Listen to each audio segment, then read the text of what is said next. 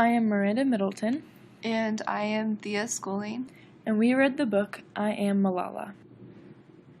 It all began with a man and a woman who broke the Pashtun cultural norm of arranged marriages. Torbakai Yousafzai and Zayuddin Yousafzai fell in love and were married. A few years later, they had Malala. From a young age, they knew Malala was going to be a very special girl.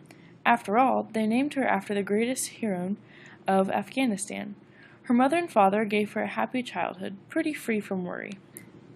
Her father came from an unpleasant background, but it was through education that he was able to make a good name for himself and for his family. Therefore, he highly valued education and made it known to his family.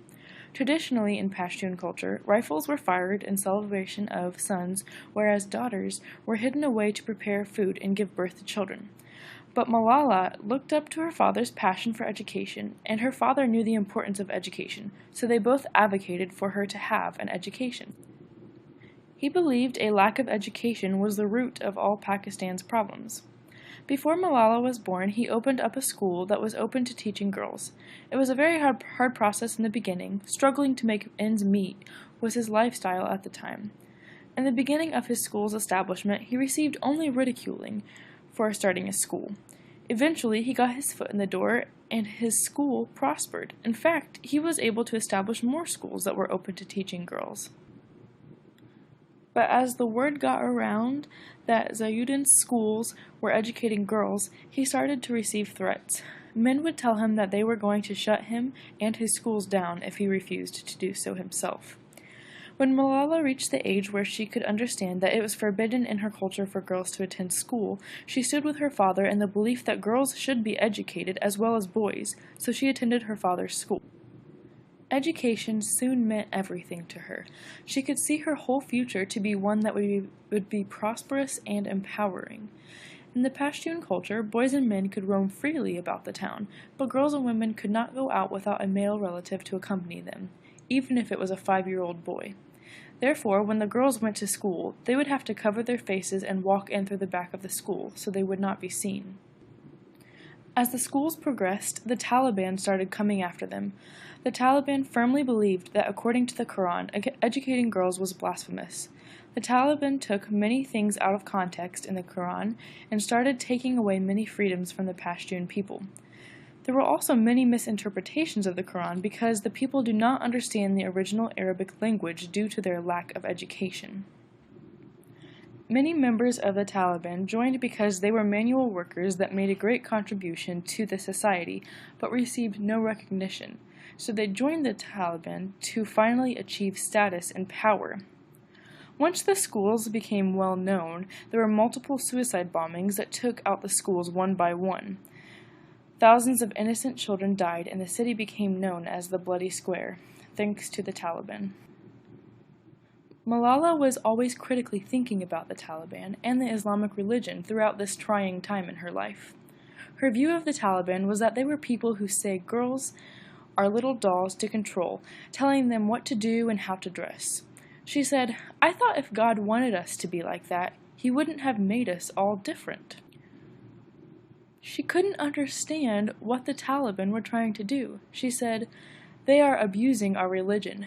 How will you accept Islam if I put a gun to your head and say Islam is the true religion? If they want every person in the world to be Muslim, why don't they show them themselves how to be good Muslims?" Although Malala and the other girls liked their school, they hadn't realized how important education was until the Taliban tried to stop them. Going to school and reading and doing their homework wasn't just a way of passing time. It was their future. The Taliban can take our pens and books, but they can't stop our minds from thinking.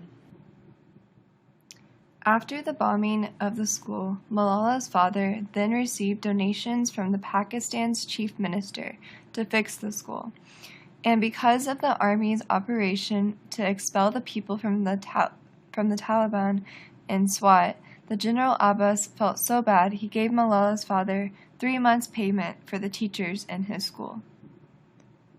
And later, Malala, after giving a speech for Pakistan's first ever National Peace Prize, received enough money to help fund her organization to give opportunities for education in Pakistan. Although Malala realized the Taliban needed to be brought to justice. After hearing the stories of them capturing people and freezing them to death, or killing them for not having Muslim beliefs, the Taliban was controlling all of Pakistan and capturing even little boys and brainwashing them for suicide bomb missions.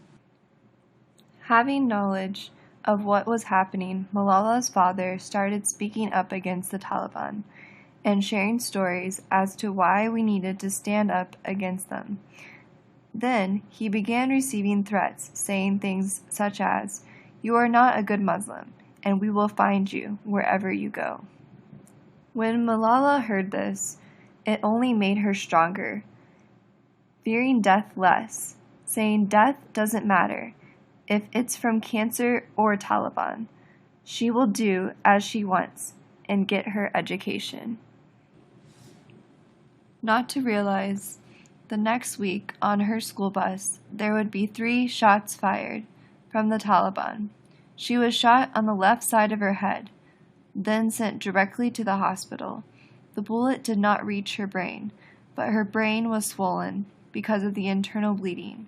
And so, they had begun the surgery, and it was successful. Because they feared malaria, they moved her to the military base guarded from the Taliban, with 2 British doctors. Once news got out of the shooting, hospitals from the UAE, England, Singapore, Germany, to the United States with Johns Hopkins offered to help her. But knowing the recent conflict with Osama bin Laden and the CIA in Pakistan, they decided not to choose the United States. So they chose the UAE, whom brought them on a private jet to England. But her mother and brothers could not get a passport and visa to leave the country in time, and her father could not allow her mom and brothers to be stuck by themselves in Pakistan with the Taliban, so Malala left for England by herself. Scared when she woke up, not knowing where she was, but her recovery happened and her family was finally able to move abroad, and the Pakistan government provided them with a home to remain safe from the Taliban in England.